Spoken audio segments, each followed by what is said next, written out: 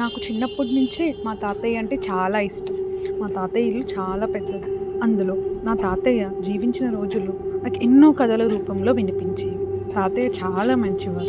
ఆయనకి మా కుటుంబంపై అపారమైన ప్రేమ ఉండేది. కానీ ఒకరోజు అనూహ్యంగా ఆయన ఆ ఇంట్లోనే మరణించారు.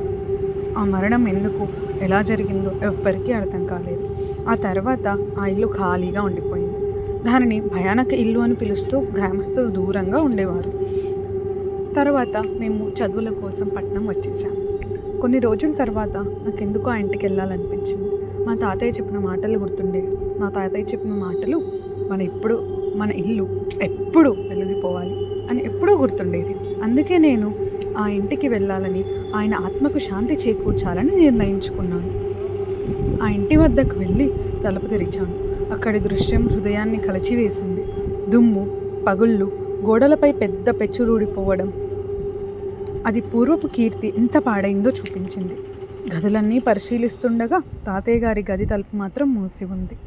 నాకు ఆసక్తి కలిగింది. ఆ గది తలుపు తెరిచి లోపలికి వెళ్ళాను. గోడలపై నా తాతయ్య ఫోటోలు కనిపించాయి. వాటిలో ఒక దాంట్లో తాతయ్య నన్ను ఎత్తుకొని నవ్వుతుండడం స్పష్టంగా కనిపించింది. గదిలో ఒక పాత నోట్ కనిపించింది. అందులో "ఇక్కడ వెలుగు నువ్వు తీసుకురావాలి" అని రాసుంది. ఎందుకో తాతయ్య ఆ మాటలు నాకే చెప్పినట్టు అనిపించింది. నా హృదయం కదిలిపోయింది. ఆ రోజు రాత్రి ఆ ఇంట్లోనే ఉండాలని నిర్ణయించుకున్నాను. అది నా తాతయ్యకు చేసిన వాగ్దానం. కానీ రాత్రి 12 గంటల సమయంలో అనుకోకుండా గదిలో కిరుక్కుమనే శబ్దాలు వినిపించాయి. గదిలో నడుమ ఒక కుర్చీ కనిపించింది.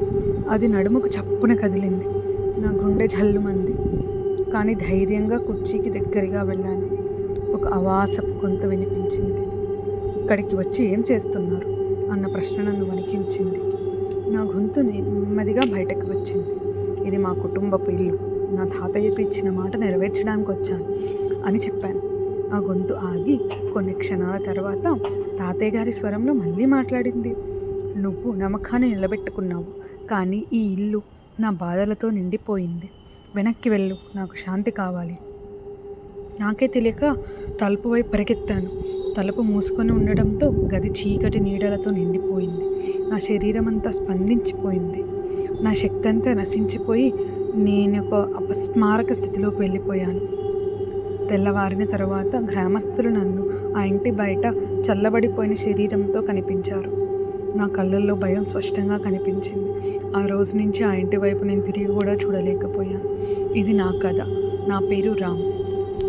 ఇప్పటికీ ఆ ఇల్లు పాడుగా ఉండడంతో రామ్ ఇప్పటి వరకు ఆ ఇంటి వైపు తిరిగి చూడలేదు.